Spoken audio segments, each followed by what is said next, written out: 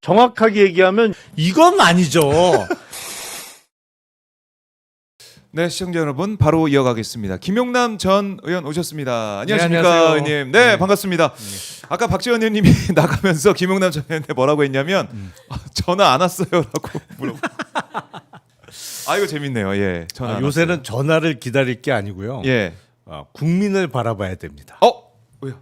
국민 추천제가 아, 실시되고 있기 때문에 다음 주 월요일까지는 예. 아, 그렇네요. 지금은 전화 걸려오기는 어렵고, 아, 그렇네. 그러니까 월요일까지는 이제 추천 결과를 보고 또 인사 검증하고 뭐 그렇죠. 다는 아니겠습니다만 네. 국민 추천제에 추천이 많이 된 사람들 중에 상당수를 또 임명해야 되기 때문에 네. 지금은 전화 올 기간은 아니죠. 전화 올 기간은 아니다. 이렇게 위안을 아, 삼고 그래요. 있습니다. 아유, 괜찮습니다. 괜찮습니다. 그렇게 마음의 안정을 찾아야지 어떡하겠습니까? 국민들을 바라보면서 그래요. 국민 추천제니까 지금 많은 국민들이 뭐 어제 대변인실에서 얘기한 것은 11,000명 네. 넘게 지금 추천했다. 뭐 이렇게 되니까 법무장관부터 해가지고 쭉쭉 네. 추천하고 있다 하니까 아마 그 추천 명단 중에 김용남 우리 의원님 이름도 있을 것 같아요. 제가 봤을 때. 아니 그러니까 예. 댓글 이렇게 달아주시는 예, 예. 분들 보면 했다고 하시죠? 들어가서 추천했어요. 그리고 댓글 다는 분들이 있죠. 많이 계신 거로 봐서 네. 저도 숫자는 정확하게 모르겠습니다만 추천은 되고 있는 것 추천은 같습니다. 되고 있다. 결국 국민이 합니다. 국민만 바라볼 수밖에 없습니다. 겸허한 자세로 남은 일주일 좀 기다려 보시면 좋을 것 같습니다. 자, 본인이 직접 추천해도 된다라고 경님이 본인이 직접 들어가서 이렇게 하신 거 아니에요? 아직 안 했는데 저는 예, 한번 하셔야겠네. 자천을 해야 되나요? 내가 나를 제일 잘합니다. 이렇게 하면서 내가 해야 됩니다. 그래요. 그러니까 이렇게 이제 국민들의 뜻을 물어서 인사를 하겠다. 이러다 보니까 뭐 인사가 완전히 완벽하게 되기까지 시간이 좀 걸릴 것 같아요. 이건 어쩔 수 없죠. 그렇죠. 예, 인수위가 그거는 없었기 때문에. 사실은 네, 누가 정권을 잡더라도 네, 본인이 알고 있던 사람 내지는 본인 주변에 있는 사람들로만 대통령이 임명할 수 있는 자리를 다 채울 수 있는 사람은 없어요. 사실은. 인재풀이 그렇게 넓을 수는 없습니다. 네. 그러니까 사실은 누가 정권을 잡더라도 부족한 인재풀을 이렇게 국민 추천제 같은 방식을 통해서 넓히는 거죠. 네. 그래서 그거를 넓히고 있다. 추천을 많이 받으면 무조건 임명되는 건 또 아니잖아요. 네. 검증 절차도 있고 그 자리에 과연 적합한 사람이냐를 따로 판단을 해서 임명을 하겠습니다만 일단 물망에 오르는 인재풀을 넓게 가져간다는 거는 바람직한 현상이죠. 그것만 해도 좀 달라진 모습. 그럼요. 이재명 대통령 시대는 다르다. 이걸 보여줄 수 있는 그렇죠. 것이고. 왜냐하면 네. 지난 정부만 해도 이런 거 안 하잖아요. 안 왜냐하면 했죠. 이걸 본인의 어떤 전리품 내지는 본인이 그냥 결정해도 되는 본인의 어떤 뭐 권력으로서의 소유물이라고 그렇지. 내 생각을 거야, 하니까 이거. 예.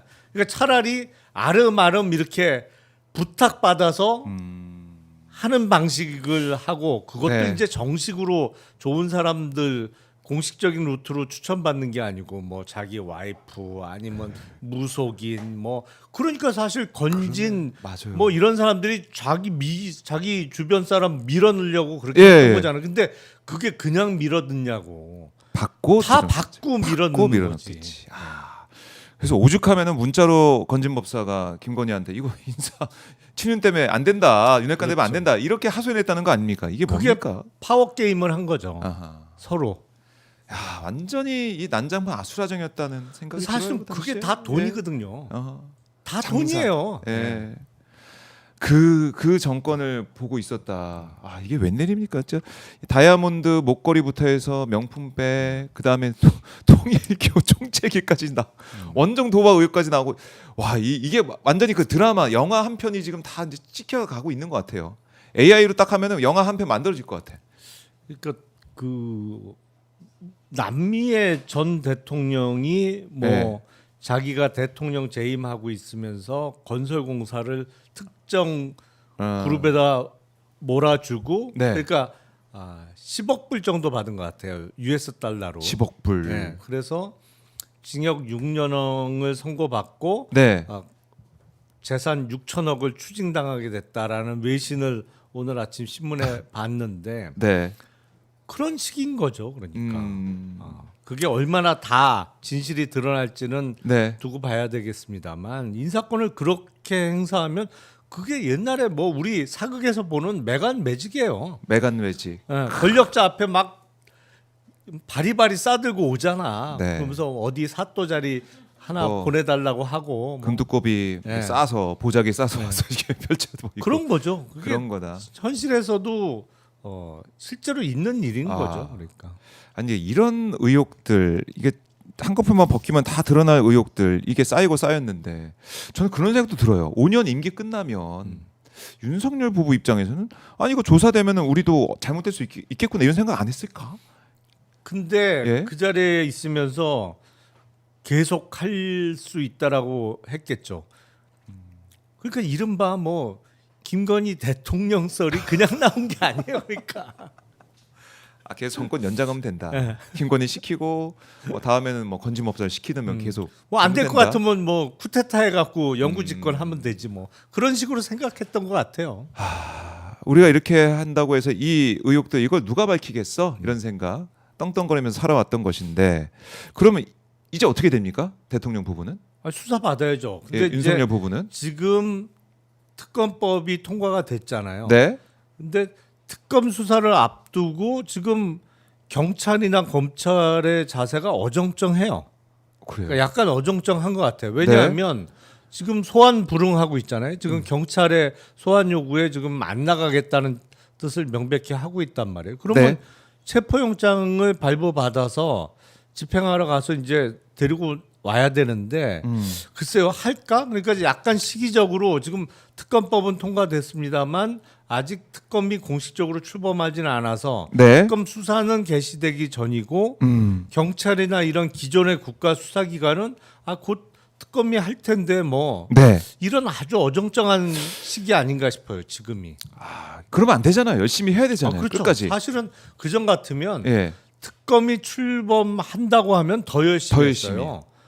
왜냐하면 특검 공식적으로 시작되면 네. 수사 기록이나 모든 거를 다 인계해 줘야 되잖아요. 그렇죠. 손 그러면 떼야 되니까. 책 거의. 잡히지 않으려고 더 열심히 하는 분위기가 있었는데 요새는 이상해요. 아예 들어 눕는 것 같아. 특히 검찰은 도대체 뭐 하고 있는 건지 모르겠어. 침대 축구도 아니고 이거 네. 뭐 하는 겁니까? 시간만 보내고 있고 신무장도 그 자리에 지키고 있고. 그러니까요. 답답합니다. 그렇게 할 거면 나가든지 차라리. 그러니까요. 아니 이 정부 사람들이 다 이런 식이에요. 지금 신무장 지키고 있고 이진숙 방통위원장은 국무회의까지 가서 업적으로 가서 지켜보고 있다는 거 아니에요?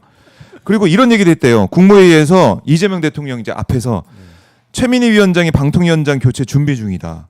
이런 얘기. 그러면서 정권이 바뀔 때마다 기관장을 몰아내선 안 된다. 이런 얘기를 하면서 작심 비판을 쏟아냈다는 겁니다. 이진숙 위원장. 그럼 뭐 임기 채우려고. 그러니까 내년 8월까지 지키고 어이, 방통위원장도 법카가 있죠. 당연히 기관장이니까 다 있죠. 네, 기관 카드. 그걸로 지금 뭐 빵을 모으고 있나? 전국에서 모르겠습니다만 그 자리 지키고 싶다. 그 욕망을 드러낸 거죠. 이거 지금 욕구를. 그건 발상이 좀 깜찍한데. 깜찍하다. 깜찍하다. 자 그리고 속보가 들어왔는데 윤석열 경찰 2차 소환에도 불응했다. 속보도 네. 들어오고 있는데 계속 불응하면 어떻게 됩니까? 아니 불응하면 예. 그게 체포할 수 있는 근거가 되는 거죠. 그렇죠. 수사기관의 출석 요구에 불응하면 네. 보통 요새는 긴급 체포는 잘 안 하고 체포영장을 발부받죠. 예. 그래서 그 체포영장을 집행하러 이제 집으로 가야죠. 아침에 일찍 가서 신병을 데리고 나오는 거지. 우리가 관저 그때 막 저항할 때 그때 그렇죠. 봤던 거잖아요. 지금은 어떻습니까? 이것도 저항을 그렇게 할 수가 있습니까? 아니 아크로비스타는 일단 그 구조가 안 되지 않나요? 아니면 그 현관 앞에서 대치하고 경호원들하고. 아파트 현관 문을 안 열어줄래나? 공동 현관부터. 보통 그런 경우에는 문을 따고 들어갑니다. 예. 공동 현관을 따고 예. 들어가서 집 앞에까지 간다.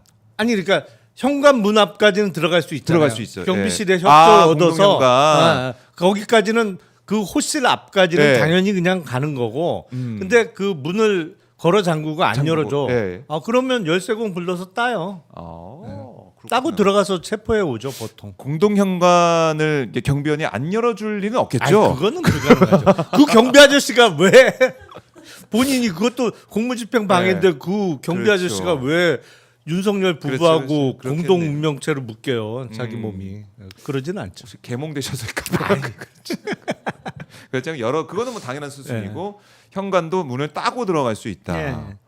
경호원들이 막거나 이럴 가능성 없습니까? 경호하는 인력이 있으니까 어쨌든 몇 명이라도. 그럴 의지가 있을까요?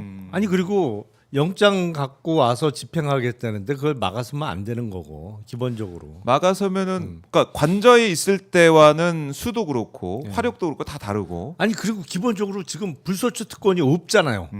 현직 대통령이 아니라서. 그렇네요. 예. 그걸 막아서면서 경호원들 입장, 공무원들 입장에서도 자신의 뭐 신세를 망치거나 아 그럼요. 뭐 그럴 일은 없다. 그 공무집행 공무집 방해로 방해를. 해갖고 하면은 연금도 날라가는데. 그러게 말입니다. 이 부분들 저희가 지켜보고 있고 그러면은 2차 지금 불응했으니까 3차까지 기다려 주는 겁니까? 아니 사실은 3차까지 꼭 기다릴 필요는 없어요.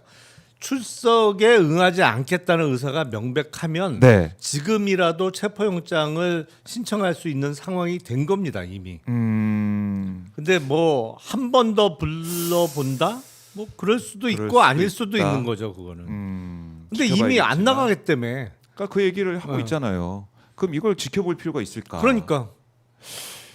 이런 얘기도 이제 댓글로 극우들이 들어놓을 수도 있다. HS님이 이런 데 걱정하신다. 어떻게 됩니까? 극우들이 들어놓으면 아크로비스트 앞에 막 들어놓아서 집회하고 뭐 하고 있습니다. 아니 그러면 이제 지하 주차장으로 해서 바로 들어가면 올라가면 되죠.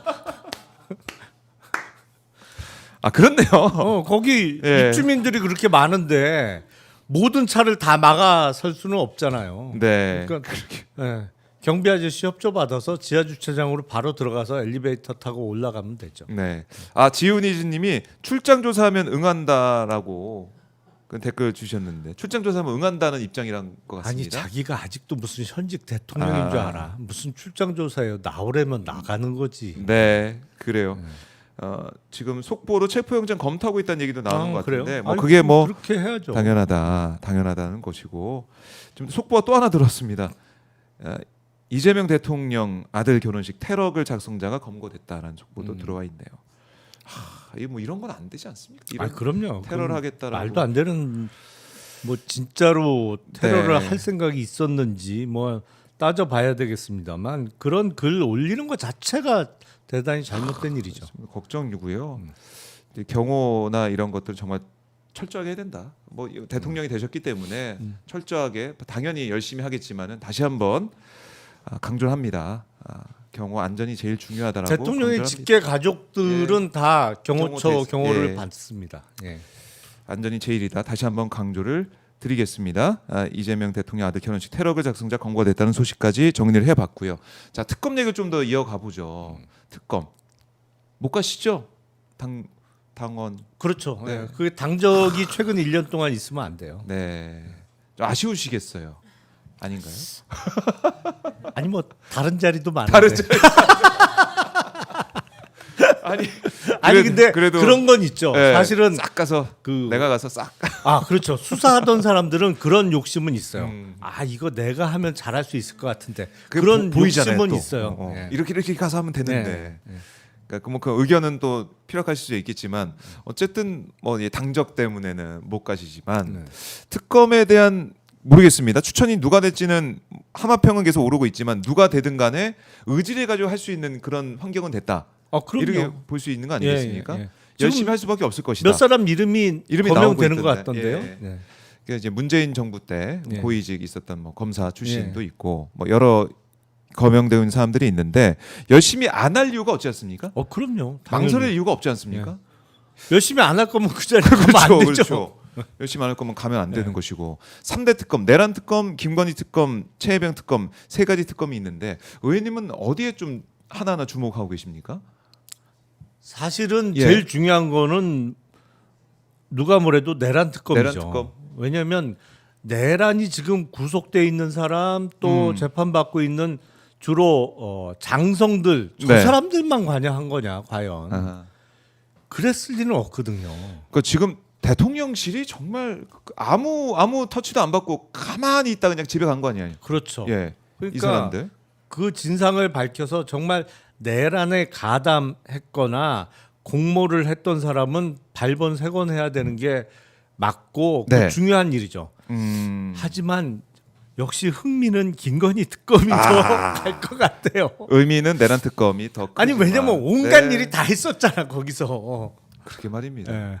이게 그야말로 노다지라고 우리가 얘기를 아니, 해왔는데. 그리고 사실은 수사하는 사람 예. 입장에서 제일 어려운 게 뭐냐면 외국으로 한번 돈이 빠져나가면 이거 찾기 정말 힘들거든요.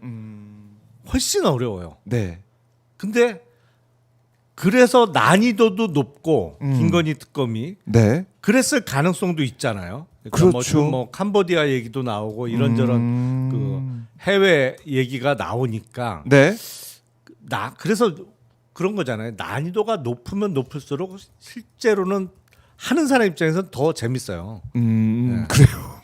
그렇지. 쉬운 문제 푸는 것보다는 수학도 어려운 문제가 낑낑 싸매고 하면서도 그거 정말 풀었을 때 그 성취감이 희열. 있잖아요. 그래서 김건희 특검이 제가 보기엔 난이도도 높고 수사 결과가 잘 나오면 진짜 깜짝 놀랄 만한 결과도 얻을 수 있을 거라고 생각이 돼요.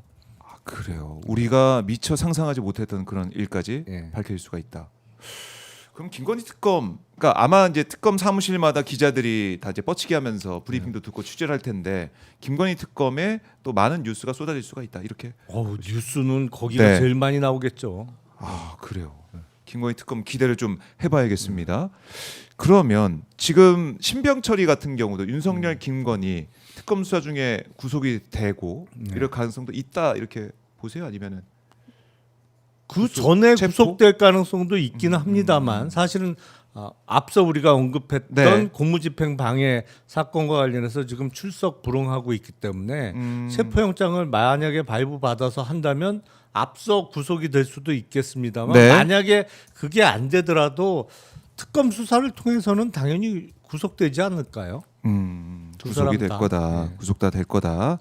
알겠습니다. 이 3대 특검, 이 새 특검 사실은 우리가 이제 통과되는 장면 보면서 야 이렇게 쉽게 통과될 거, 뭐 통과는 쉽게 되어 왔지만은 공포까지 가는 이 쉬운 과정을 보면서 윤석열 그 자리에 있으면서 정말 해서 안 될 짓을 했구나 이 생각이 다시 한번 들었어요. 그렇죠. 예. 그 틀어지고 있으면서 거부권 행사했다 이런 모습들 다시 한번 그러니까 볼 수가 있었어요. 이게 어리석은 거예요. 네. 제가 작년부터 몇 차례 말씀드렸습니다만 김건희 입장에서도 제일 약하게 얻어맞는 게 남편이 대통령 할 때 검찰 수사 받고 거기서 불구속 기소되면 네. 그게 가장 약하게 처벌받는 거다.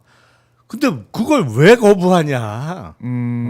그게 본인한테도 제일 이로운 거지. 네. 근데 저러다가 특검 수사되면 그다음 세게 얻어맞는 거고. 예. 최악은 정권 바뀐 다음에 뭐 검찰이나 특검 수사 받으면 제일 그 심하게 처벌받을 가능성이 높은데 저 거꾸로 한다 지금. 그 말씀을 작년부터 드린 적이 있었는데 지금 어리석게 굴다가 제일 세게 얻어맞게 생겼어요 지금. 그렇네요. 그 미루고 미룬 숙제를 한꺼번에 네. 세 개가 한꺼번에 지금 왔습니다.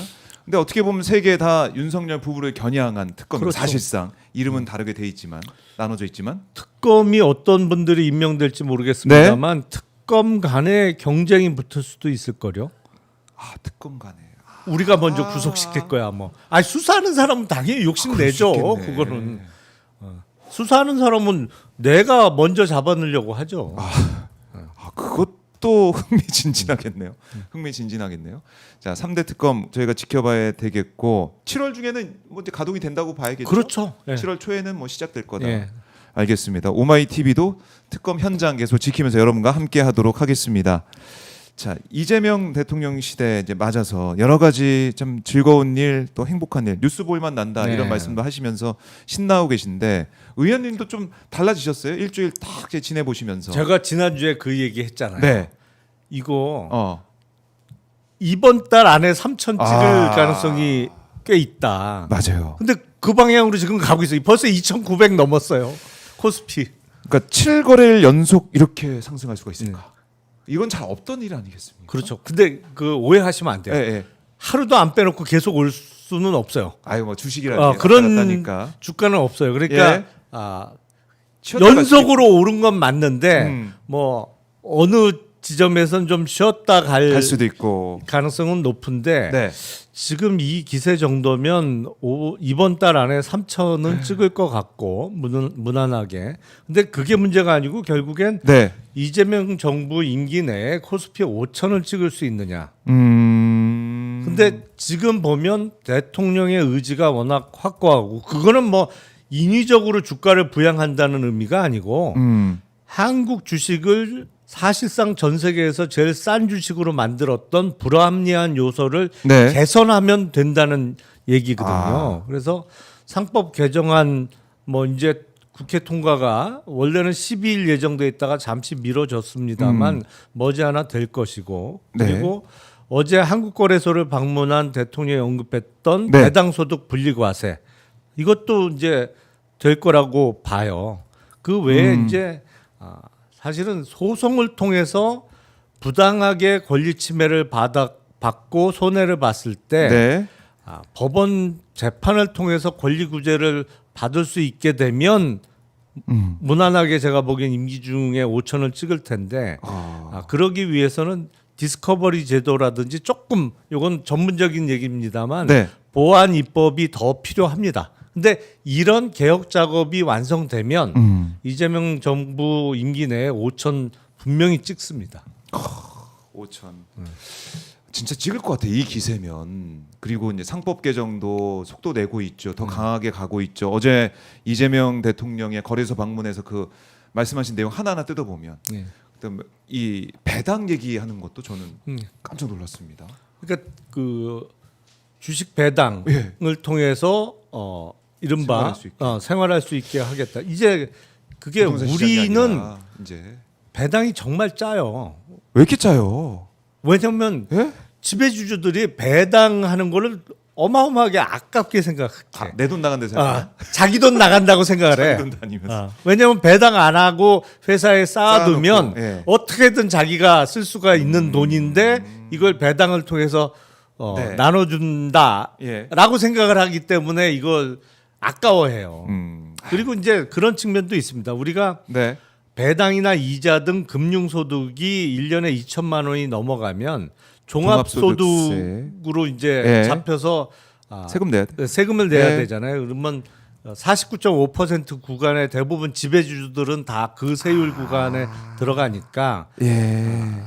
소득세만 해도 절반이 나가는 그렇네. 거예요. 배당 안 받고 싶겠네요. 그 예, 사람. 그러니까 이제 배당을 자기 입장에서는 안 하고 쌓아놓고 그냥 그 회사 돈으로 나도 타고 우리 애들도 네. 그 법인차 타고 뭐 좀 회사 규모가 크면 법인 돈으로 그 프라이빗 jet도 타고 다니면 되는데 그런 회사 꽤 있죠. 근데 이걸 배당하면 다 흩어지고 나는 세금 많이 내야 되고 뭐 이런데 그래서 배당 소득에 대해서는 분리 과세한다는 게 무슨 말이냐면 네. 이걸 종합 소득으로 안 잡고 안 잡고. 주식에서 받은 배당금은 별도로 요거만 분리해서 단일 세율로 뭐 세금을 내게 할 수 있다라는 예. 것이고 지금 법안 발의도 되어 있죠. 그렇게 되면 어떻게 됩니까? 그러면 이제 배당 지배주주 입장에서도 예. 배당에서 내가 받지 뭐 이렇게 할수 종합소득세 안 내? 예를 들어서 뭐 25% 소득세만 내면 되는 거야? 그럼 배당 많이 하자. 이렇게 될 수 있죠. 나도 받고 나도 네. 쓰고. 네. 그러니까 이재명 대통령이 워낙 이 자본시장 또 주식시장 이거 잘 알고 있어요. 이해가 그럼요. 깊은 것 같아요. 아무리 봐도. 역대 대통령 중에 제가 예. 보기에는 그 김대중 대통령과 이재명 대통령 두 분이 1, 2위를 다툴 것 같아요. 금융시장 관련한 이해도라는 측면에서는 네. 다른 대통령은 뭐 형격히 떨어지고 현격히 떨어지고. MB 때였는데 MB가 그랬죠. 주식 뭐 이제 3천 간다 그렇게 얘기했었나? 그랬던 기억도 근데 그렇게 갈 수 있는 조치를 아무것도 안 했어요. 말만 했었군요. 그때 오히려 거꾸로 간 네. 측면이 많아요. 이명박 정부 때 예. 대표적인 게 제 기억에는 네. 원래 옛날에는 예. 상법상 자사주 취득은 소각의 목적으로만 취득할 수 있었습니다. 근데 자사주를 취득하고 소각 안 하고 들고 있게 법 개정이 이루어진 게 제 기억에는 이명박 정부 때예요. 그러니까 거꾸로 갔어요, 오히려. 사실은 그때. 그렇네요. 그러면서 그걸- 지금 어떤 상장 회사들은 네. 총 발행 주식의 거의 절반 정도를 자사주로 들고 있는 회사들이 꽤 있어요. 정말요? 예. 그걸 그리고 자사주는 그 회사가 장사를 해서 번 돈인 사실은 자사주는 모든 주주의 재산이잖아요. 네. 회사가 번 돈으로 산 거니까. 근데 그거를 자기 재산으로 생각하는 사람들이 많아. 참. 네, MB가 막 이 주가 코스피 3천 간다 그렇게 얘기를 했었는데 그때는 그때 4천 얘기하지 4천도 않았나요? 얘기했나요? 네. 아니 근데 정책은 거꾸로 갔어요. 거꾸로. 근데 이젠 진짜 이재명 대통령이 3천 얘기를 했고, 그러니까 후보 시절부터 막 오르고 이제 5천, 오른다 5천. 5천 별이 얘기하는데 5개가 아니고 5천. 그렇게 될 것 같아. 된다 이렇게 얘기하셨고 그 방향 진짜 정책도 가고 있고 가고 법안도 있죠. 발의돼서 예. 가고 있고 하니까 코스피가 2,922네요 지금. 야 조금만 가면 3,000이에요. 조금만 더 오르면 네. 이렇게 참 대단합니다. 이렇게 바뀌고 있습니다. 그리고 불공정 거래에 대해서 원 스트라이크 아웃제 도입한다 이런 얘기도 했어요. 이재명 예. 대통령이. 그럼 김건희 의혹 이거 어떻게 되는 겁니까? 그러니까 주가 조작을 예. 하고도 아무 일 없듯이 잘 지내면 안 되는 거죠. 그건 이제 불공정 거래 행위 네. 대표적인 게 주가 조작이 있고 사실은 주가 조작보다 더 잡아내기 힘든 것은 내부자 거래입니다. 미공개 정보를 이용한 내부자 거래가 네. 주가 조작보다 더 잡아내기가 힘들어요. 수사하는 입장에서는. 근데 제가 만약에 이제 일단은 주가 조작 사범에 대한 초동 수사는 금융감독원에서 이루어지는데 네. 금융감독원 시스템을 좀 바꿀 필요가 있어 보이는 게 일단 도이치모터스는 명백하게 그냥 봐준 거고 네. 삼부토건을 음. 저게 이상거래로 적발이 안 됐었나? 그걸 확인해서 만약에 적발이 안 됐었다고 하면 시스템을 바꿔야 되는 겁니다. 그리고 그거보다 조금 더 어려운 과제가 네. 지금은 많이 기억에서 잊혀졌는데 라더견 사태라고 있었어요. 라더견 사태. 라더견 사태라고 이제 SG 증권 계좌를 통해서 장기간에 걸쳐서 주가를 조금씩 끌어올린 거죠. 그러니까 삼부토건처럼 갑자기 뭐 한 2달 사이에 뭐 5배 뛰는 게 아니고 네. 뭐 2년, 3년에 걸쳐서 몇 배를 주가를 띄웠는데 그게 과거의 주가 조작처럼 단기간 내에 막 쫙 작업을 해갖고 올린 게 아니고 네. 조금씩 장기간에 걸쳐서 올렸어요. 근데 이게 증권거래소와 금감원의 이상거래로 적발이 안 됐었다고 하면 네. 이 시스템을 좀 바꿀 필요가 있는 거예요. 이런 새로운 주가 조작 기법에 대해서 적발해 낼 수 있도록 조기에 그렇네요. 그런 것도 점검을 해야 됩니다. 네. 점검을 하고 특히 이제 김건희 이제 주가 조작 의혹도 지금 수사 특검을 통해서 밝혀져야 되는 상황인데 경각심을 울려야 되고요. 이재명 대통령 말씀하셨지만 또 특검을 통해서도 진실을 규명을 해야 된다라고 강조를 하겠습니다. 자, 뭐 언제까지 오를까 참 궁금한데 이게 조정은 있을 수는 있으니까 그렇다고 해서 모든 주식은 예? 다 조정을 받죠. 그렇다고 해서 뭐 실망하고 그러지 말고 그럼요. 믿어야 된다. 예. 상법 개정 지금 외국인 자금들이 들어오고 있다고 하는데 상법 개정이 되면은 더 많이 들어올 수 있다. 본격적으로 이렇게 보시는 들어오죠. 거죠? 예. 사실 외국인 입장에서는 우리는 다 된다라고 믿고 있지만 외국인들은 이제 돼야 되는 거죠. 그렇잖아요. 우리가 뭐 미국을 아무리 잘한다고 하더라도 미국에서 어떤 네. 조치가 실제로 시행이 돼야 된다라고 확인하고 들어가는 거지. 네. 될 가능성이 높다고 해서 본격적으로 들어가지는 않잖아요. 물론 최근에 많이 샀어요. 외국인들이 이미. 예. 하지만 상법 개정이 실제로 국회 통과되고 시행이 확정되면 더 많이 들어올 거고 지금 애초에 상법 개정과 관련해서도 안에서 어느 정도 좀 조정 내지는 약간 후퇴가 있지 않느냐 뭐 이런 얘기가 있거든요. 아하. 이게 특히 이제 집중 투표제 같은 게 네. 이번에 들어가느냐 안 들어가느냐 뭐 그리고 감사나 감사위원을 뽑을 때 3% 룰이 진짜로 되느냐 이런 거 다 확인하고 본격적으로 들어올 겁니다. 그러니까 발의된 안이 정말 통과되느냐. 네. 알겠습니다. 그것까지 보고 본격적으로 들어온다. 아직 시작도 안 했다. 그럼요. 알겠습니다. 5천 가려면 아직 많이 남았어요. 알겠습니다. 그러니까 그냥 이게 집값 주식 이거 팔지 않으면은 내 돈 아닌데 수치가 오르게 되면은 왠지 내가 부자가 된 것 같은 그런 느낌. 아니 그 효과가 그리고 사실 있죠. 정말 배당 소득 분리과세가 이루어져서 네. 우리가 지금 배당 성향이 거의 제일 낮아요. 우리가 중국보다 중국보다도 낫다고. 낮아요. 깜짝 놀랐어요. 네. 그 얘기 듣고. 그러니까 싸지. 그러니까 한국 주식이 제일 싼 거예요. 알겠습니다. 그래서 지금 네. 20% 중반 정도의 배당 성향 평균 내면 그 정도 보여주고 있는데 이게 계속 올라가면 내가 갖고 있는 주식 안 팔아도 그 주식에서 나오는 배당금만 해도 그것만 써도 돼요. 그렇네요. 네. 배당. 꼭 팔 필요 없어요 주식. 그렇게 되면. 그렇네요. 그러니까 배당 잘 주는 그런 걸 가지고 안정된 걸 가지고 정말 생활비를 벌 수 있다. 그런 쪽으로 가고 있다. 그러니까 옛날에는 국장 탈출은 지능순이라고 그랬죠. 지금은 지금. 국장 복귀가 지능순입니다. 지금은 예. 국장 복귀가 지능순이다. 알겠습니다. 자, 이 경제 얘기까지 좀 정리를 해봤고 이재명 대통령 일주일 쭉 우리가 경제에서도 체감을 했고 외교적으로 체감을 좀 하고 있는 것 같아요. G7 정상회의 초청을 받고 네. 가지 않습니까? 또 트럼프 또 일본 총리, 중국 주석 다 통화를 하면서 우리가 이제 대한민국이 정상 국가로 외교 무대에 돌아왔다. 네. 이거를 보여주는 거 아니에요? 그렇죠. 이것도 보면 어떻게 보면 우리 국민들 입장에서는 진짜 대한민국이 정말 정상화되고 있다. 이걸 보여주고 있는 것인데 외교 이재명 대통령 외교 일주일은 어떻게 좀 보셨습니까? 이제 정상화의 시작이죠. 이제 시작. 예.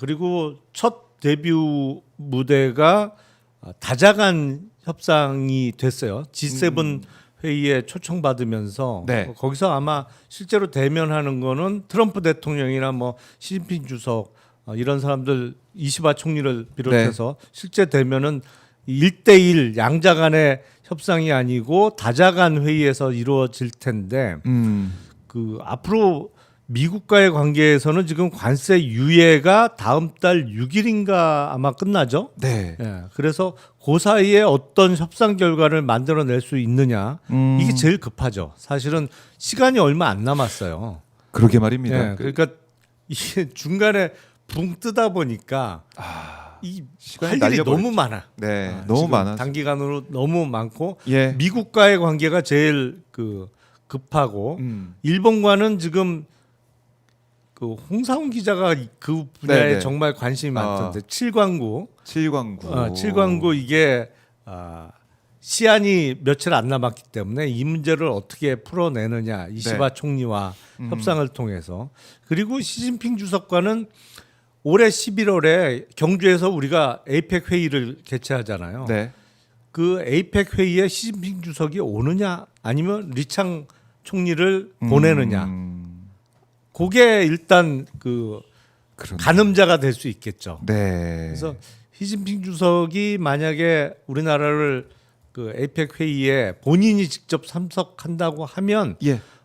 한중 간의 그 어떤 외교가 다시 한 단계 도약하는 계기가 될 수 있을 거고 시진핑 주석이 온다라는 확답만 전해줘도 11월 전에 이제 오는 게 확정만 돼도 제가 보기에는 오를 주식 많아요. 특히 엔터 주식 이런 거 최근에 많이 올랐는데 더 오를 거예요. 중국 시장이 워낙 크니까. 그러게 말입니다. 결국엔 주식 얘기 다시 외교 얘기 하다 보니까 또 주식 얘기로 돌아오는데 중요하죠. 예. 뭐니 해도 머니가 머니죠. 중요하죠.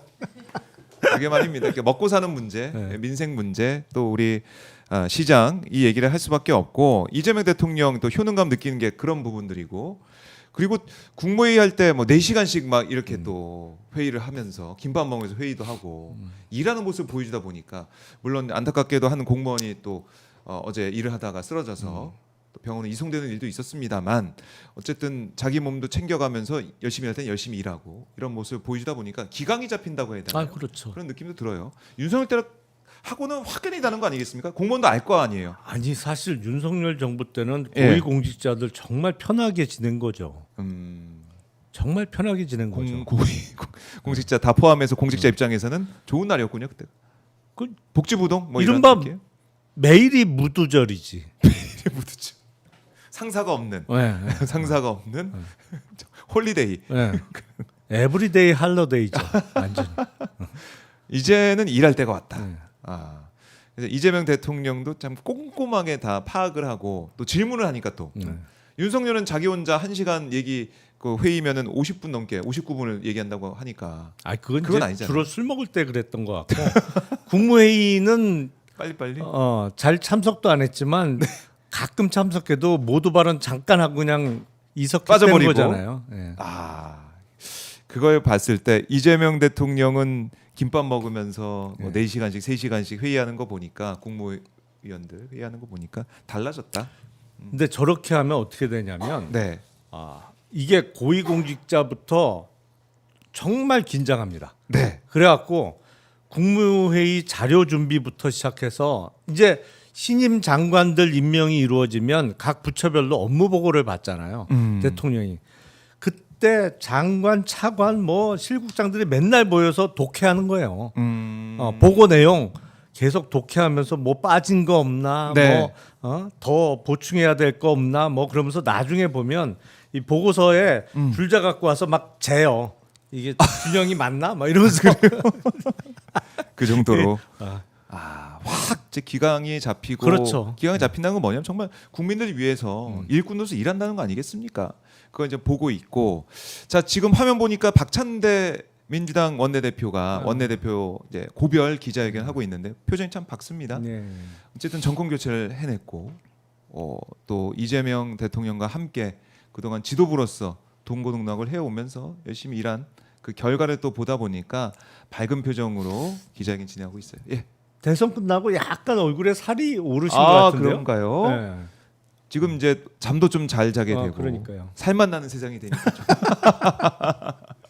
그렇네. 약간 좀 그런 느낌도 그러니까요. 있고. 제가 예. 지금 보니까 약간 살이 오르셨는데 네. 선거 끝나고 나서 선거 때는 막 그 박찬대 원내대표가 예. 원래 그 아재 개그의 달인이잖아요. 맞아요.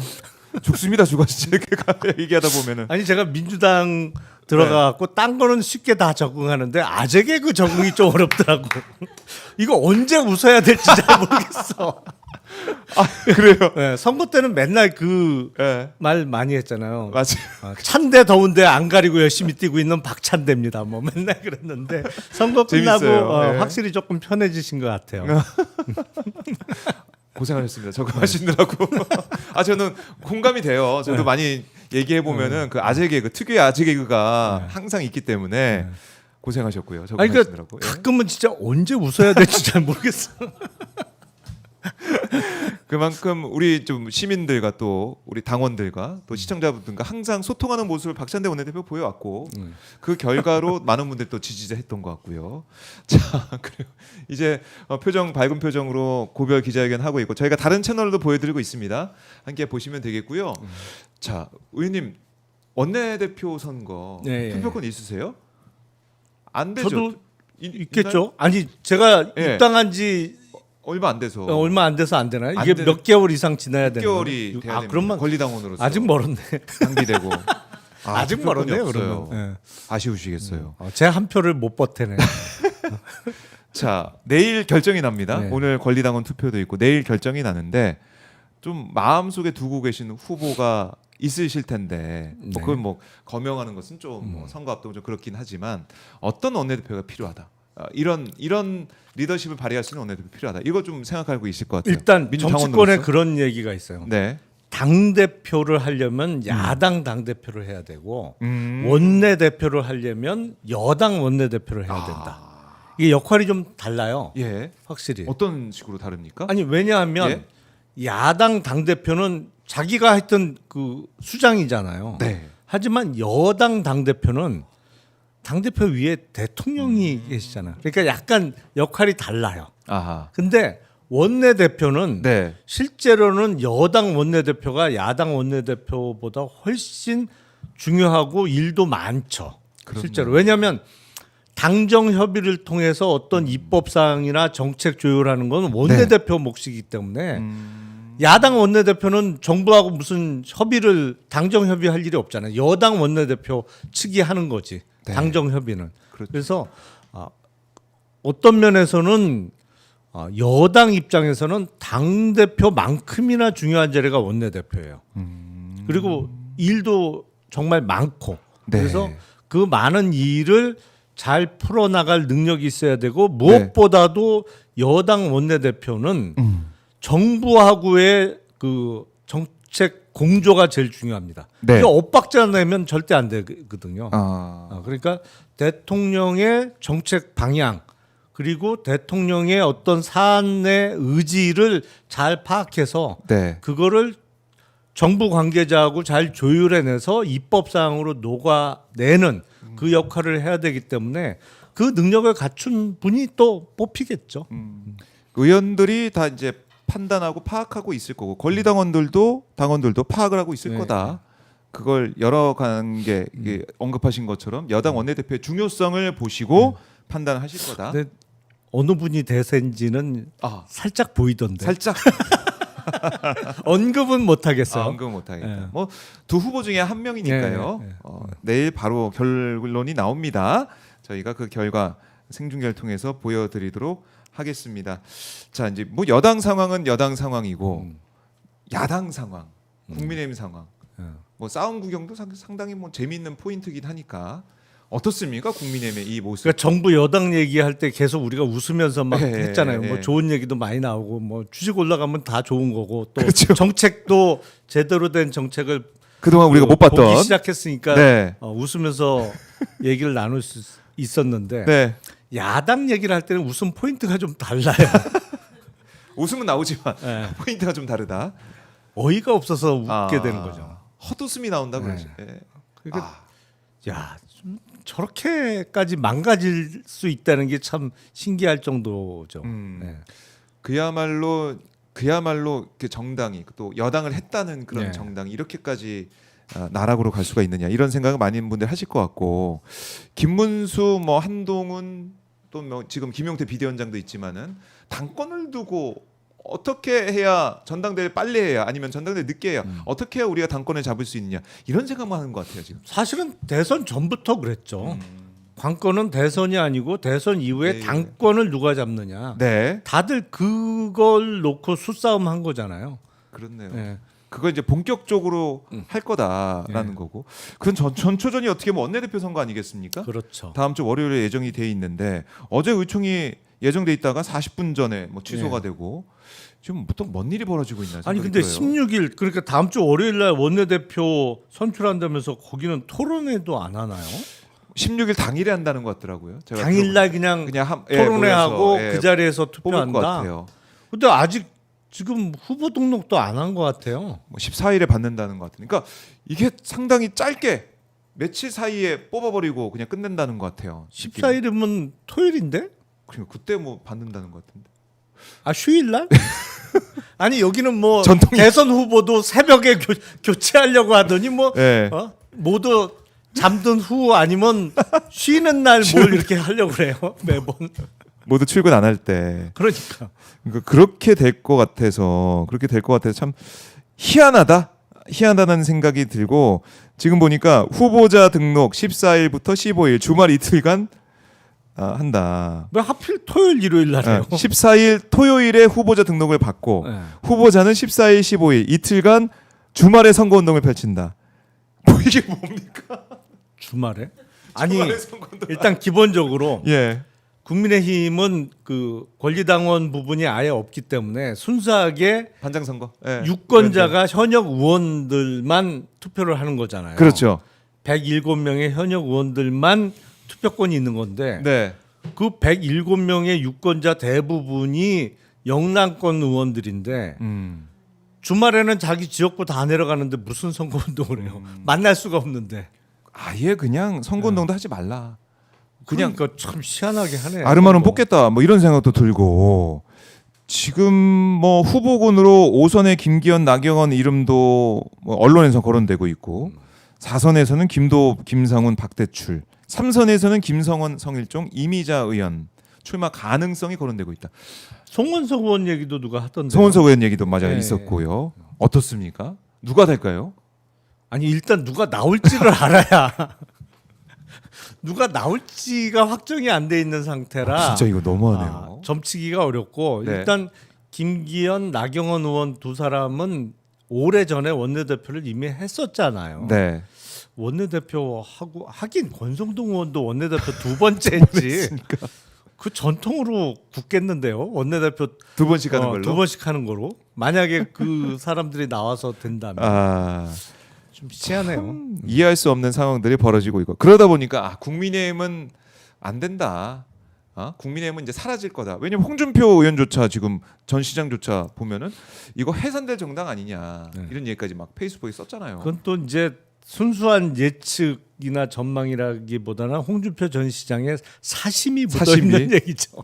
그러길 바라는. 저거 위원정당으로 해산되면 어차피 정당 새로 만들어야 되니까 그때는 내가 중심으로 이제 해서 다음에 대선 후보에서 절대 미끄러지지 않을 정당을 내가 중심이 돼서 만들어야지 뭐 이런 사심이 작용하는 얘기 같아요. 없어지길 바라는. 네.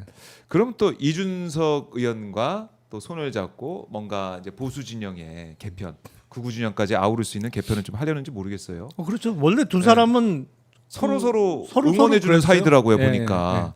그래서 그게 아마도 정계 개편식으로 해서 그런 쪽으로 갈 수 있지 않을까. 가능성은 있는 거죠. 서로의 필요성이 있죠. 네. 홍준표 전 시장 같은 경우에는 지금 국힘 구조에서는 이미 본인이 정계 은퇴 선언도 했기 때문에 국힘에서는 이제 안 한다. 뭐 아무도 그거 믿지 않았지만 네. 그래도 돌아올 명분을 만들기가 현 상태에서는 어렵잖아요. 근데 만약에 국힘이 해산된다 뭐 아니면 그런 요동이 치면 네. 그걸 핑계로 돌아올 수가 있는 거고 이준석 의원은 이 상태라면은 내년 지방선거를 못 치러요. 네. 왜냐면 일단 당선자를 낼 수 있는 곳이 없기 때문에 출마자를 구하기도 어렵습니다. 아하. 그렇기 때문에 어떤 식으로든 변화를 만들어내야 살아남을 수 있는 거예요. 네. 그런 양자 간의 그 요구가 합치되는 거죠. 그래서 뭐 얼마든지 손잡을 가능성이 있다고 보이고 네. 뭐 서로 정치적으로 지금 공공한 처지에 빠져 있잖아요. 두 사람 다. 그러니까 손잡고 같이 살자. 뭐 이 가능성이 있는 거죠. 같이 살자. 그 가능성 있다. 근데 이준석 의원은 지금 제명 청원이 핫해요. 뜨겁습니다. 여기 또. 네. 54만 명이 넘었는데 아까 봤던 게 54만 7,989명까지 가 있습니다. 근데 이준석 의원은 그러더라고요. 뭐 민주당 의원들이 제명 하겠어요. 막 그런 투에. 그러니까 제명은 안 될 거예요. 이렇게 얘기하면서 그냥 넘기는 것 같은데 이거 국민들의 이런 뜻을 그냥 가볍게 받아들이는 행태 아니겠습니까? 사실은 예? 무겁게 받아들여야 되는데 이준석 의원은 이 사태를 정치적으로 이용하려고 할 거예요. 네. 오히려 본인에 대한 탄압? 어떤 제명 움직임을 갖고 그렇죠. 전형적인 탄압받는 이미지를 만들어내면서 네. 민주당 집권 세력에 맞서는 야당 인사로서 거기에 탄압받는 이른바 보수 인사로서의 자신의 자리매김을 하는 기회로 이용하려고 들 겁니다. 분명히. 그래요. 그걸 국민들이 다 알고 있잖아요. 그 속을 다 알고 있는 거 그러니까 아닙니까? 이제는 수가 보이죠. 예. 근데 매번 그러니까 이제는 수가 읽히는 거예요. 처음에는 뭐 그럴 수 있겠다. 뭐 새롭다라는 분들이 있을 수 있겠지만 54만 8천 명을 넘어섰네요. 지금 또 넘어섰습니다. 이렇게 가고 있는데 국민들이 이번 토론 뭐 지금 그 대선 과정을 거치면서 했던 발언들이나 그런 모습들을 보면서 이준석은 이런 사람이구나. 이걸 또 민낯을 볼 수가 있다. 이거는 앞으로 이준석 의원의 정치를 계속 하려고 하겠지만은 정치하면서도 계속 발목을 잡는 그런 상황이 될 수밖에 없다. 근데 하여튼 진정한 그 반성 사과는 없이 요걸 또 정치적으로 이제 이용하려는 그런 시도를 분명히 할 거기 때문에 네. 글쎄요. 뭐 본인 뜻대로 돌아갈지 어떨지는 두고 봐야겠죠. 네. 알겠습니다. 홍준표 전 시장도 공부는 태평양 바다에 묻고 홀가분하게 돌아가겠습니다라고. 뭘 홀가분하게 들어오지? 그 일단 명태균 특검 수사받아야 되는 상황 아니에요? 아, 그런. 두 사람 다 사실은 홍준표, 이준석 마찬가지죠. 그래서 명태균도 지금 가만히 안 있고 계속해서 얘기를 하더라고요. 말 조심해라. 특검 때 오세훈, 이준석, 홍준표 등등 20-30명 다 때려잡아 넣어줄까 하면서 국민의힘이고 개혁신당이고 모르면서 나에 대해 떠들지 마라. 건방진 놈들. 근데 명태균 이렇게 씨는 원래 이준석 의원하고는 사이가 좋았는데 계속 그런데 서로 막 예. 옹호해주고 서로 좋은 사이였는데 최근에 맞아요. 좀 변화가 있었나요? 그런 것 같아요. 이 페이스북 글만 보면은 단일화 얘기도 하면서 단일화 제일 뭐 거기서 예. 삐졌구나. 단일화 안에서 빚었나? 그렇죠. 예. 명태균 씨는 김문수 후보하고의 단일화를 예. 해야 된다는 입장이었잖아요. 그래서 본인이 이준석 의원 뭐 끌고라도 단일화를 시키겠다라고 얘기를 했었는데 네. 그거 말 안 들었다고 좀 사이가 최근에 나빠진 모양이네. 예.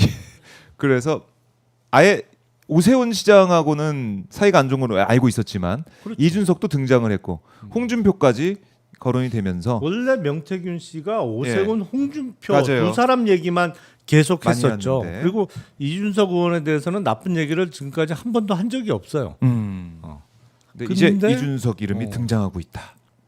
본인 말 안 들어서 좀 화가 난 모양이네. 그래요. 말 조심해라라고 특검 때 다 이제 얘기해서 잡아 넣어줄까라고 물음표를 찍었는데 모르죠. 뭐 특검 가봐야 될 것 같지만 잘한다. 네. 응원해줘야죠. 응원해준다. 특검에서 특검 출석해서의 활약을 또 기대를 해보겠습니다. 홍준표 시장이 이제 돌아와서 뭐 웃으면서 지금 사진도 올리면서 이제 돌아온다라고 하고 있지만 이 명태균 의혹 이건 또 어떻게 특검이 파헤칠지 봐야겠습니다. 전혀 홀가분하지 않을 것 같은데 그래요. 자 표정은 밝아요. 돌아오면 수사받아야 되는데 수사는 받아야 된다라고 정리를 해보겠습니다. 자 수사 받아야 된다라고 근데 얘기를 해보고요. 홍준표 전 시장의 복장이 아주 흥미롭네요. 빨간색 파란색 다 들어가요. 하필이면 또 파란색 티셔츠 저 안에 파란 걸 입고 그 예. 겉에 이제 빨간 빨간색. 거 모자까지 빨간색을 네. 입었는데 아하. 뭐지? 양쪽 다 어떻게 좀 해달라는 건가? 예. 아니 정계 개편 나오고 이럴 때 또 이재명 빅텐트 민주당 빅텐트로 돌려는 거 아니죠? 아니 그러니까 저 겉옷만 벗으면 파란 거잖아. 그리고 들어오면서 날씨가 더워졌네 그러면서 겉옷 이렇게 벗고 입을 수 있어. 여름이네 이러면서 그것도 의미심장합니다. 이 옷이 한번 봐야 될 것 같고 사모님은 그냥 아예 파란색 쪽으로 가셨네. 파란색 쪽으로 가셨고 눈에 띄는 색깔 자, 지켜보겠습니다. 자 그리고 이 소식도 들어오고 있네. 검찰이 건진법사를 재소환했다라는 소식도 지금 들어오고 있는데요. 서울 남부지검에서 소환 세 번째 소환인데 이건 아마 이제 특검 출범 전에 좀 수사를 더 해본다 이런 차원일까요? 건진법사 관련해서 물론 이제 그 영장이 한번 기각된 적이 있습니다만 네. 남부지검에서 대선 전에 수사 속도를 너무 안 냈어요. 그랬죠. 예. 그 신흥석 검사장인데 남부 검사장이 네. 신흥석 검사장 열심히 해야지 그렇게 하면 안 돼요. 열심히 해라. 잘 알아요. 그전에 그러세요? 같이 근무도 했었어요. 열심히 그러면 특검 전에 열심히 할 것 같습니까? 어떻습니까? 열심히 해야 될 거요. 해야 될 걸요. 예. 네, 조언을 해주시는 거예요. 네. 해야 된다, 열심히 해야 된다. 건진법사 문제. 저희 아까 빨간색, 파란색 얘기했더니 슈퍼 마리오 코스프레라는 약간 느낌이 모자도 쓰고 하니까 약간 그런 느낌이 좀 있는데 만화 캐릭터, 게임 캐릭터로 돌아오고 있다라고 볼 수가 있겠습니다. 그리고 이건 관저 지금 우리 사진이 한참 많이 회자가 되지 않습니까? 재수영장이요? 네, 그거 어떻게 보세요, 의원님은? 뭐라고 지금 판단하십니까? 아니 그 누가 정원에. 봐도 개수영장이 있던데. 개수영장. 예. 왜냐하면 예. 조경용 뭐 얘기하는데 요새 누가 그렇게 바닥에다가 타일을 깔아요. 조경용으로 만들었다고 하면. 그리고 조경용으로 설치한 어떤 수경 시설은 그렇게 깊을 필요가 없어요. 네. 보면 뭐 졸졸졸졸 뭐 이런 느낌. 한 뼘 정도? 그러니까 물에 좀 비칠 정도만 되면 네. 되거든요. 그렇기 때문에 어. 그 조경으로 보기엔 필요 없이 깊어요. 그리고 보통은 저거보다 널찍하게 만들죠. 예. 그러니까 지금 저렇게 그 포장된 데까지를 다 물로 채울 수 있을 정도로 했다고 하면, 그리고 깊이가 얕다면 저거는, 조경. 그리고 밑에 타일이 안 깔려 있다면 타일, 그렇게 볼 수 있는데, 예. 저렇게 누가 80년대 목욕탕처럼 촌스럽게 만들어요. 근데 저거는 수영장은 미끄러지면 안 되니까 타일을 깔아야 되는 거죠. 그러니까 그런데 누가 걸어야 봐도 되니까. 저건 다녀야 되니까. 개수영장 외의 용도는 없어 보이던데, 그 미국에 보니까 네. 펫 월드 리조트라는, 그러니까 이 애완동물 친화적인 리조트가 있더라고요. 펫 월드 어. 리조트. 예. 펫 월드 리조트 사진 보니까 똑같아. 아, 그래요. 개수영장 저런 식으로 만들더라고요. 그러니까 저기 지금 계단이 한 단이 이루어져 있잖아요. 예. 저렇게 만들더라고요, 개수영장을. 아, 비슷하게 돼 있는 게 있구나. 찾아보시면 개수영장? 금방 찾을 수 있습니다. 그래요. 한번 저희가 한번 찾아보도록 하고, 뭐 그런 얘기도 있더라고요. 저기가 물을 채우는 게 아니라 술을 채워놨을 것이다. 그래서 이렇게 떠먹게. 바로 이렇게 그런 얘기도 있던데. 그것도 오뭐 기차은이가 그냥 저것도 한 맛은 안 본 거잖아요. 지금 누가 갔어. 뭐 무속룡이라는 얘기도 뭐 나오고 뭐 별의별 얘기가 다 나올 수밖에 없습니다. 워낙에 근데- 이상한 일들이 많이 근데 벌어졌다 보니까. 바닥에 타일 깐 거로 봐서는 일단 네. 개수영장이 제일 아. 가까운 것 같아요. 맞는 것 같아요. 뭐 장어 키우는 곳이 아니냐 뭐 이런 얘기도. 장어는 여기다가 못 키우겠죠. 장어. 그건 이제 공기 그 순환이 있어야 되니까 또 수족관 이런 거 하려면 참 별의별 얘기가 나오고 있고, 이 비밀 이거는 청와대로 다 들어가게 되면 이 비밀 이게 또 해지가 되고 하면 다 안에 뭐가 있고 어떻게 공사했고 이것도 공사한 사람들도 얘기를 할 것이고 다 그렇죠. 밝혀지겠죠. 네.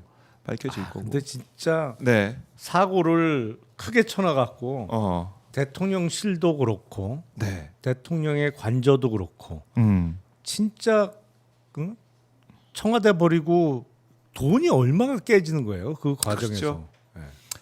일단은 예비비 뭐 270억 정도 그 정도 지금 통과가 돼서 쓸 텐데 더 들어가야 된다는 것이고, 그럼요. 그 윤건영 의원 말씀 들으셨겠지만 그 뜯어왔다는 거 아닙니까? 청와대에 있던 지하벙커 국가위기관리센터인가요? 거기에 있던 걸 뜯어서, 왜냐하면 바로 빠른 시간 안에 안 되니까 용산에 그걸 뜯어왔다 이 얘기 들었다는 거예요. 이럴 수가 있습니까? 그럼 뭐 뜯어다 붙였다 할 수 있는 거예요? 뭐 블록이에요, 뭐예요? 그러니까 진짜 레고인가? 진짜 이 경험하지 않았어야 될 거를 경험한 거예요.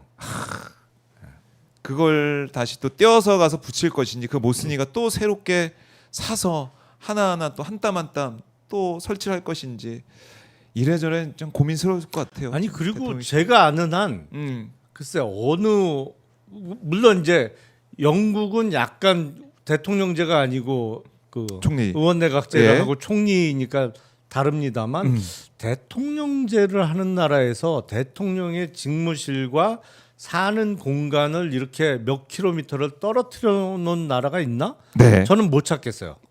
일단 제가 보니까 백악관은 뭐 그 안에 있는 같이 거고. 있고. 그런데. 제가 그때 의원할 때 네. 필리핀 가서 당시 필리핀 대통령을 그 만난 적이 있는데, 필리핀도 역시 대통령 궁은 같이. 직무 시설하고 레지던스가 같은 공간 안에 있죠. 네. 그래야지. 그 몇 킬로씩 왔다리 갔다리 매일 아침 저녁으로 하는 나라는 대통령제 하는 나라에서는 제가 못 본 것 같아요. 그러니까 뭐 출근도 제때 못 해가지고 위장 차량을 보내기는 하나, 별의별 일 다 있었죠. 그거 보면서 우리가 겪지 말아야 될 그런 일들까지 겪어왔다. 청와대 이제 들어가게 될 텐데, 이재명 대통령 청와대 용산에 있는 것보다 더 나아지겠죠. 청와대에 들어가 있는, 청와대 생활하는 것이. 그럼요. 일단 네. 뭐 안보적으로도 그렇지만 청와대 이거는 북악산을 등지고 있는 거잖아요. 네. 그러니까 이게 근데 용산은 개활지 앞 뚫려 있잖아요. 일단 군사적으로도 네. 청와대가 훨씬 좋은 자리입니다. 기본적으로. 청와대가. 그것뿐만 아니라 예? 워낙 오래 그 공간을 썼기 때문에 각종 시설이나 뭐 그 안보와 관련해서 네. 용산보다 훨씬 유리하죠. 물론 용산에도 이제 국방부 합참이 있던 자리기는 합니다만 뭐 이제 보안 시설이 하지만 네. 거기는 이제 앞뒤로 다 뚫려 있는 장소잖아요. 그러니까 여러모로 그 대통령실 이전할 때부터 이거는 안보적으로도 그렇고 여러 가지 문제가 있다. 혈세 낭비도 그렇고 했는데 결국 다시 3년 만에 3년 넘어서 다시 돌아가게 되는 그런 상황이 됐습니다. 자, 일주일 동안 이제 우리가 겪어왔는데 사실 저는 걱정을 했거든요. 이 오늘 방송이 또 마지막 방송이 되지 않을까. 왜? 어디 가셔가지고 바로 어디 가셔서 전화 받고 아, 가셔가지고 그랬는데 한동안은 괜찮다. 최소한 국민 추천제로 이제 인사 검증도 하고 해야 되기 때문에 한동안은 마음은 놓을 수 있겠다. 감사한 일이네요. 그러다 계속 방송할 수 있어요. 최진봉 교수님은 전화기를 계속 이렇게 방송에서 계속 이렇게 보시면 계속 이제 들고 방송하시더라고요. 지금은 그럴 때가 그러니까 아니라니까요. 그 얘기 좀 해줘야겠네. 네. 일단 다음 주까지는 전화기를 볼 필요가 없어요. 좀 안심시켜드려야 될 것 네. 같아요. 전화기. 오히려 그 인사혁신처 예. 국민 추천제 사이트를 안내하는 게 필요한 기간이지 지금은. 여기서 좀 써주세요. 이 얘기를 하는 게 더 낫다. 국민들을 바라보는 시간이다. 아 그럼요. 아. 전화기를 바라볼 게 아니에요. 지금 국민을 바라봐야지. 최주문 교수님한테 제가 꼭 전달해드리겠습니다. 네. 그럴 때가 아닙니다, 교수님. 전화기 그만 봤어요. 말씀을 꼭 드리겠습니다.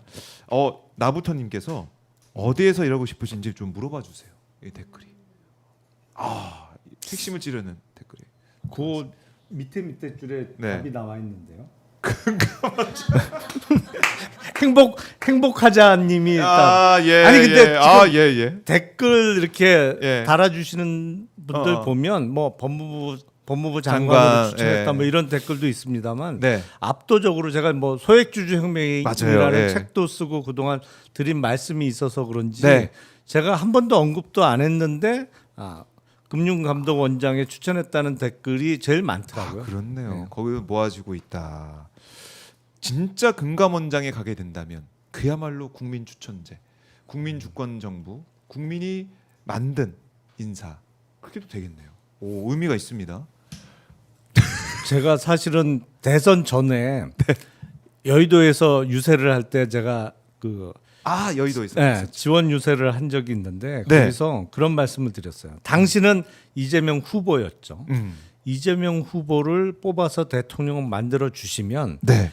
이재명 대통령이 임기 5년을 마치고 퇴임할 때는 그 호가 네. 5천이 돼 있을 거다. 그러니까 5천 이재명. 5천 이재명 선생님이 돼 있을 거다. 그렇게 이제 연설을 했던 적이 있는데 거기에 일조할 수 있으면 개인적으로도 영광스러운 일이죠. 와, 그런데요. 5천 이재명 선생. 그러기 위해서는 이런 뭐 이제 부당한 거래나 잘못된 것들을 다 잡아내야 되거든요. 그렇죠. 다 감시해야 기본적으로 되거든요. 예? 불공정 거래 행위를 그럼요. 근절해야 되는 것이고 예. 또 제도적으로 입법상이나 이런 거는 물론 국회에서 민주당 현역 의원들이 열심히 하시겠습니다만 네. 뭐 실무를 하는 사람들과의 정책 조율도 필요할 수 있겠죠. 알겠습니다. 그리고 뭐 토요일에 행사 있다고 이거 한국에서 예. 한번 하셔야죠. 예, 기회 드리겠습니다. 예. 네. 그 제가 얼마 전에 김종대 전 의원님, 네. 신인규 변호사, 박영식 앵커 그리고 저까지 4명이 공조로 쓴 대망론이라는 책이 있는데 그냥 조촐하게 그 출판 기념회 내지는 북 콘서트 형태를 이번 토요일 오후 2시 네. 종강역 4번 출구에 나오면 있는 예. 누구나라는 장소에서 누구나. 갖게 됐습니다. 그래서 시간 되시면 참가비 이런 건 전혀 없으니까 다 만날 수 있고. 시간 우리. 되시면 와서 하시고 네. 책을 한 권 구입해 주시면 더 좋고. 한 권만 살 수 있나요? 아니면은 제한이 있나요? 제한 없죠. 알겠습니다. 100권 사시면 더 좋죠. 100권 사시면 돼. 출판사 사장님이 제일 좋아하겠죠. 알겠습니다. 이렇게 대망론 출판 기념회가 예정돼 있다. 초대합니다. 이 웹저버까지 띄워드렸습니다. 자, 의원님 오늘 말씀 잘 듣고 가시기 전에 어쨌든 다음 주는 또 뵈니까 네. 홀가분하게 좀 보내드릴 수 있는데 시청자분들께 못다한 말씀 있으면 듣고 마무리하겠습니다. 아니요, 이제 정말 효능감이라는 측면에서는 최고인 것 같습니다. 그러니까 이른바 정성평가뿐만 아니라 정량평가 항목인 일단 그 주가 지수가 반응을 하고 있고요. 사실은 그동안 우리가 3년 동안 헤매던 기간을 이제 끝내고 본격적인 정상화 궤도에 올랐다. 그리고 일 열심히 하는 대통령과 함께 이제 대한민국이 앞으로 나아갈 일만 남았다고 생각을 합니다. 그 과정에서 우리나라 자본시장도 더욱 발전을 할 것이고 여러분 지금이라도 미국 주식만 하지 마시고 상당 부분은 이제 한국 주식시장으로 돌아오셔야 될 때가 됐습니다. 주식 종목 찍어달라는 질문은 하지 마시고 그냥 모르겠으면 네. 그 지수에 투자하세요. 5천 갑니다. 라고 하셨습니다. 알겠습니다. 의원님 말씀 잘 들었습니다. 예, 고맙습니다. 네, 고맙습니다.